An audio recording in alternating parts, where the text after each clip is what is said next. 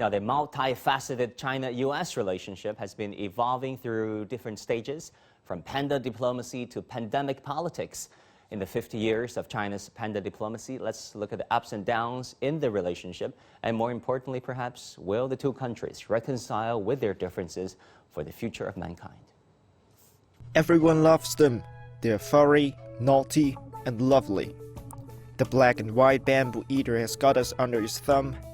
Panda lovers just go bananas whether these adorable living fossil is frolicking in the snow or clumsily climbing on trees. I like that they can climb trees. What do you like about pandas? I like them eating bamboos. They're just cool. They're just laid back, minding their own business, relaxed in life, no worries. But the addictive crater comes from only one country, that's China. But in the US, it started 50 years ago. On April 16, 1972, Ling and Xinxin arrived in Washington. They were welcomed by thousands of panda-admiring Americans and Pat Nixon, the then U.S. First Lady. On behalf of the people of the United States, I am pleased to be here and accept the precious gift of the pandas, and also these other mementos from the government of the People's Republic of China. The pair she greeted became a symbol of Beijing-Washington rapprochement brokered under her husband's administration. Before the arrival of the pandas, President Richard Nixon made a historic visit to China. On the second day of his ice-breaking journey, the Nixons went to Beijing Zoo and saw pandas there. The chubby black and white bears captured the heart of Mrs. Nixon. China promised to send 2 pandas to the U.S. as a way of extending friendship. 50 years have passed. Giant pandas are now more than a diplomatic tool. They've become a conservation success story for both countries. So we had Ling and Xingxing, Tian and Meishang, Taishan, Bao, Bei, and now Chao Qiji. Overseas pandas link China and the rest of the world. Chinese and American researchers have worked together to save this once endangered species and protect them in the wild and in captivity.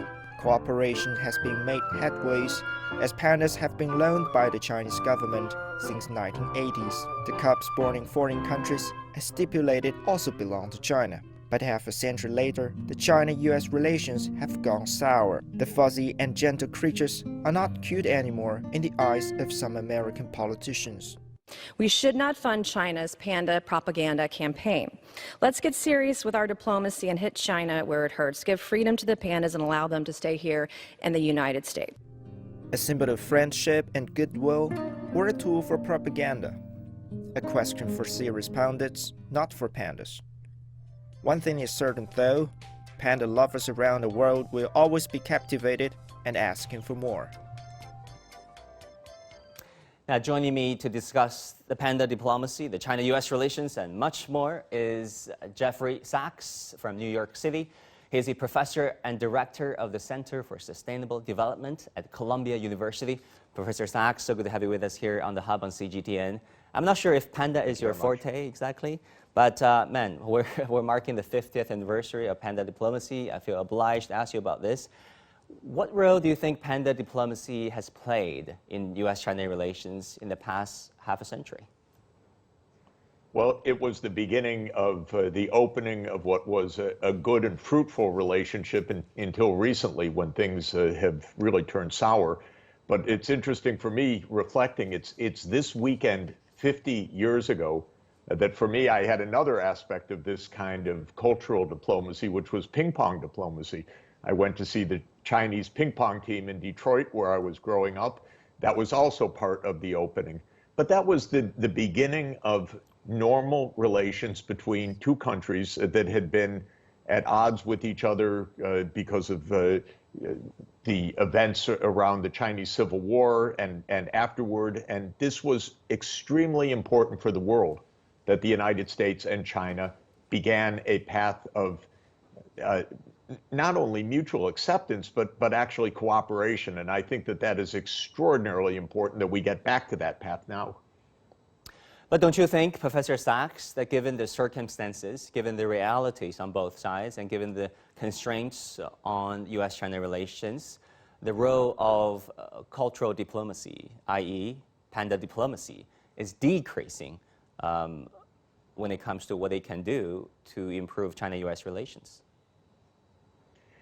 It is, in fact, but that doesn't have to be our only reality. We just saw a congresswoman, sternly saying we have to hit China hard. This is a terrible idea. It is a widespread idea in the United States. In Washington or in the U.S. or just in Washington? Well, Washington affects, unfortunately, the public media, the mass media. So we have lots of stories that say China's the enemy, which is horrible. It's based on nothing, in fact, especially when we need cooperation to fight a pandemic, cooperation to fight human-made climate change, cooperation to stop this war in Ukraine. We need the two sides working together. And the reality, the deep reality, is that we have common interests. But right now, the politics is unfortunately really in the U.S. side very hostile and I think absolutely wrongly directed. But Professor Sachs, many, if not most of the experts that I talk to, strategists on both sides, who are pretty much influenced by the realist school of thought in international relations, predict that China-U.S. relations, like it or not, will only get worse in the coming years and decades, where strategic competition will only get fiercer. Do you share that pessimism? I don't. What's called realism is a kind of cynicism. It says, assume the worst about the other side and then act on your assumptions that the worst is true. That's what realism is in foreign policy thinking. This is the wrong way to proceed. We need to start from a different point of view. The planet is very small, it's crowded, it's actually quite dangerous right now for many, many reasons, whether it's war or disease or climate change. And we have so much at common, so many common interests. So I don't agree that we're doomed to have worsening relations. It's true, that is the current trend. I'm not a great fan of the politicians in the United States who say this. I don't think they know China very well. I've had the opportunity to visit China hundreds of times. I don't know many of these, whether they've ever been once. So I think if we have much more dialogue, then this so-called realism will become a different kind of realism, a realism of our mutual stakes in cooperation, because that's the deeper truth in my view. That's very instructive.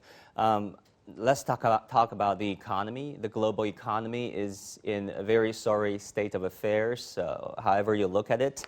What do you identify as the major challenges for both the Chinese economy and the U.S. economy?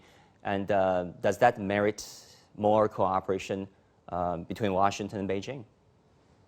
There really are 3 points that are destabilizing the world right now. One is Ukraine, the war, and the U.S. sanctions and the Western sanctions. We need the war to end. We need a diplomatic solution to this war. There's not going to be a military solution. Militarily, it would just be escalation. Ending the war improves the world economy tremendously. We need both parties to be at the negotiating table. So that's number one. Second is the pandemic. We're still struggling with the pandemic everywhere. In New York City, the cases are way up this week because of the new Omicron variant. So we need to work together for vaccine coverage, for proper public health measures, so that we're stopping the pandemic, because the pandemic has really destabilized the world economy. Third is financial cooperation. Right now, we have an unstable global financial situation made worse by the war and by the pandemic. And we need the People's Bank of China and the Federal Reserve and the European Central Bank sitting down together to strategize how to ensure that there is global financial stability. So these are the main points.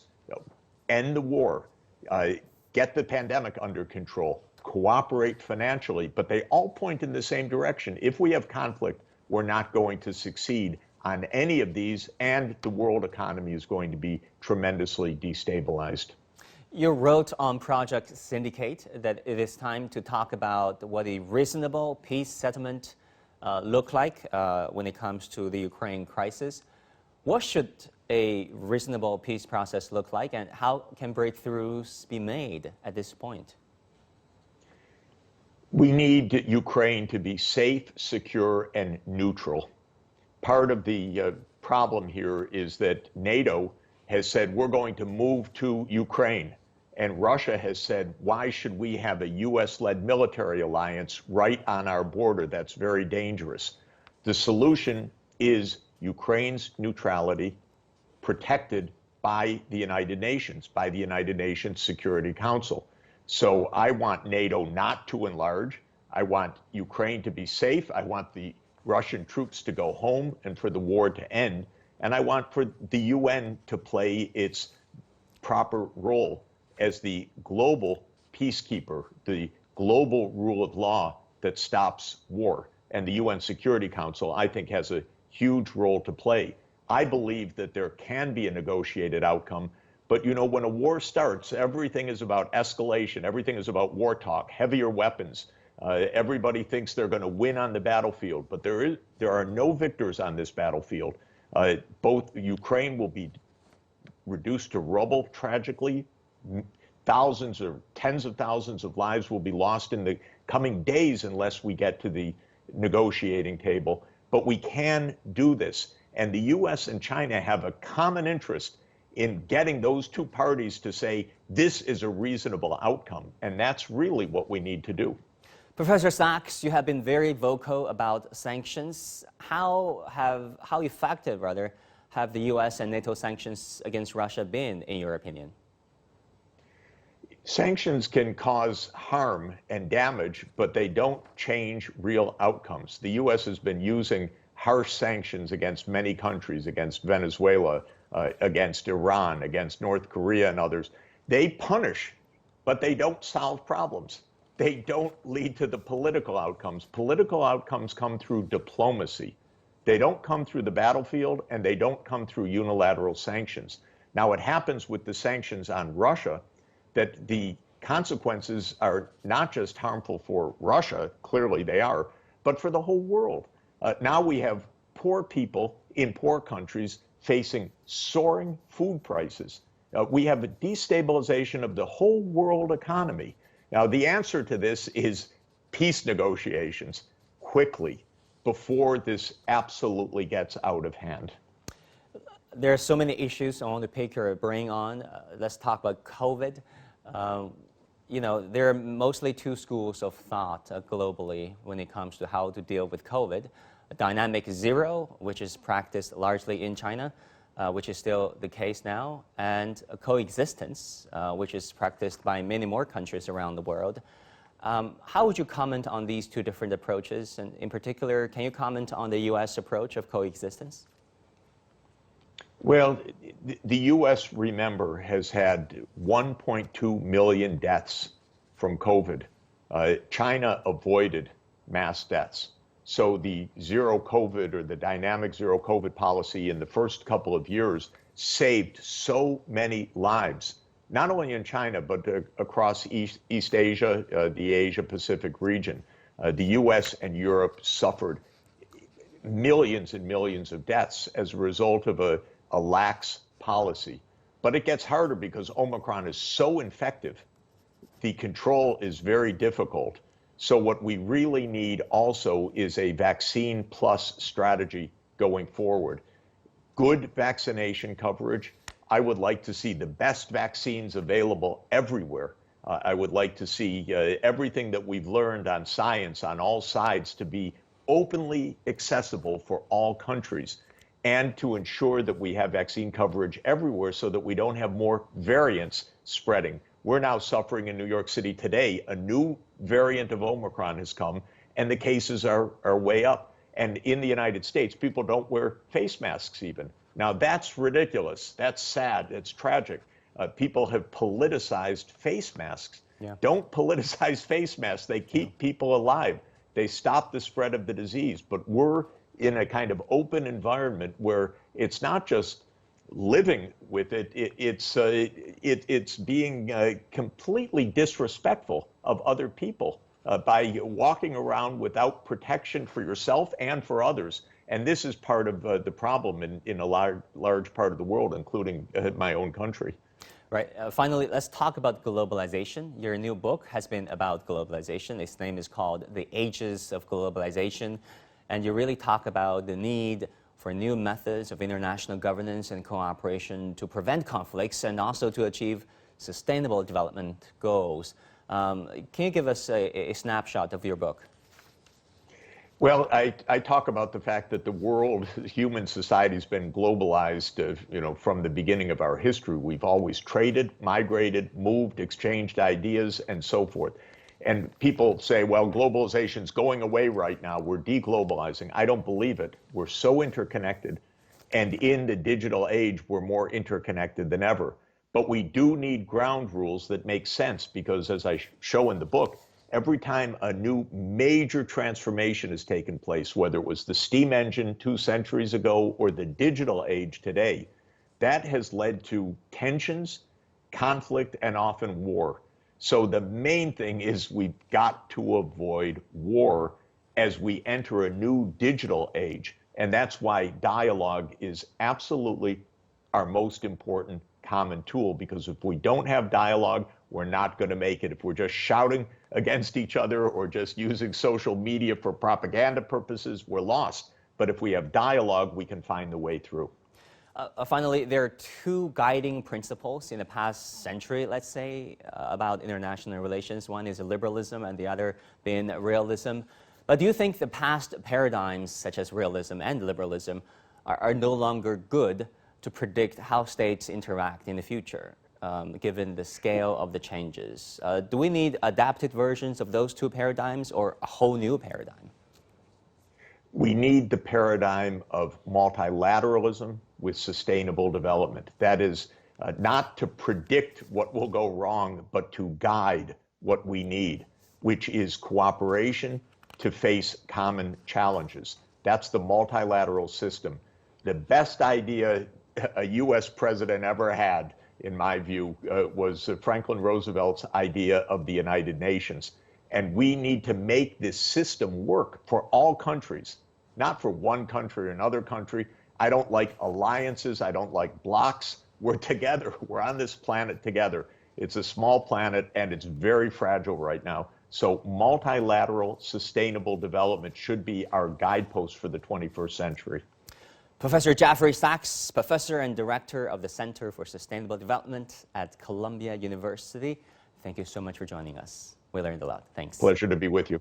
Thank you. All right, and that will do it for this edition of The Hub on CGTN. What you think matters. Send us a message on Weibo, Douyin, or other social media platform. Thanks for joining us. I'm Wang Guan in Beijing. Our news coverage continues. Bye and take care.